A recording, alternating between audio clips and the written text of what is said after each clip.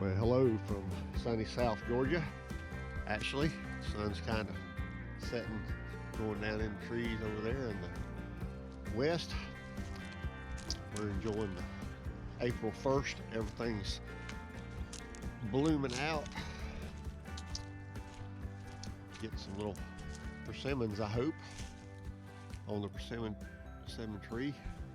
Plenty of blooms in there. Some little apples on the apple tree.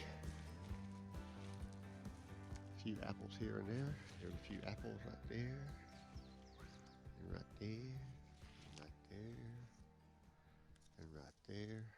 Thank you, Lord, for little green apples. But this is about the cabinville. What do I do with all these loads of big old logs coming in, and I don't have a customer or anything to cut out of them? Well, so I want to build my first log cabin. I start cutting up the timbers, and I'm getting 8x12s and some 8x16s. Well, lo and behold, I kept getting up more and more 4-inch cuts off the sides of these things, and this is what they wound up being. Noah Bradley, if you hadn't watched any of his videos, you need to check out Noah Bradley. Y'all can watch what I'm doing and get some ideas, but you can learn from him. That joker knows what he's doing. But cut some pretty little joints here and there on my first half dovetail notches, all cut with chisels and saws and stuff. But Noah Bradley says if you want to build a log cabin, start on a small project first. And my 20-year-old pump house shed was falling in on me. So what I decided to do was build me a 8x8 little log cabin pump house, and that's what this is wound up being. I'll show y'all some of the steps I went through to get through with that. But I'm right tickled. Hadn't put any chinking in it yet, but I will put chinking on this for practice before I put chinking on my 20x20 that I'm building, that we've already been looking at. But this is the little log cabin. These are 4-inch thick, 16-inch tall timbers, and I wish I would have started with 16-inch timbers when I built the one I'm building now. Went ahead and did it with the 16s, but I didn't. But I was playing with it here, and got a little bit of scallop on that one. You see the half dovetail notch in there. The big 16-inch timbers, I love them. One thing you will see on this is I use some lag bolts screwed in here to hold this thing together, because I couldn't stack them and make them stay straight. They wanted to slide back and forth. My joints probably wasn't really good enough, but I went ahead and cut out a slot for the 2x4 so that the roof would set right flat down on it, kind of like that. A little bit less scallop on this end, but overall I was practicing, so I got the half dovetail notches here on this end.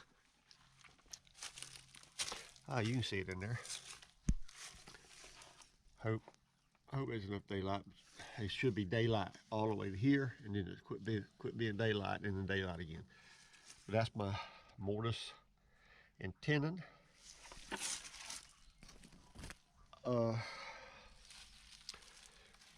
So one end of my log was mortise and tenon, one end of my log is the half dovetail notches, which was good practice, because that's what I'm winding up doing a lot with my 20x20 cabin, because I don't have enough 20 foot long logs to make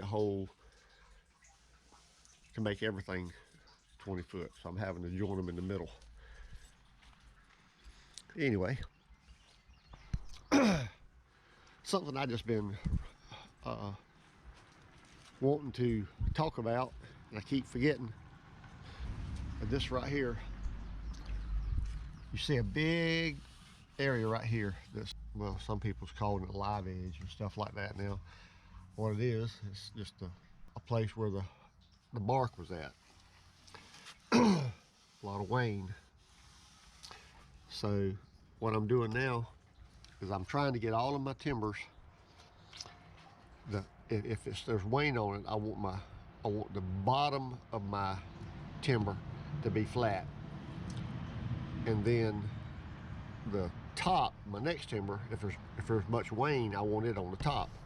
That way, when I put my chinking in, the chinking won't be flush on the top. It'll go in a little bit, but it will come all the way out to here on the edge. So what this will do here, when you look back to the back, instead of just a 2-inch crack all the way across, what happens is it will be narrow and wider and narrow and wider, and you know it just won't be consistently the 2 or 3 inch gap all the way down it. This one here is going to have narrow here, get wider, narrow, wider again. I think that's going to look really cool, but everybody might not like that, but that's what I like.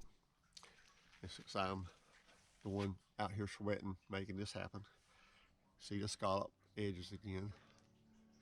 But that's what I did for my first project.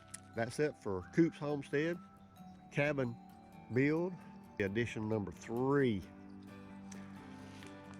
Thank y'all very much for watching. Hit the subscribe button.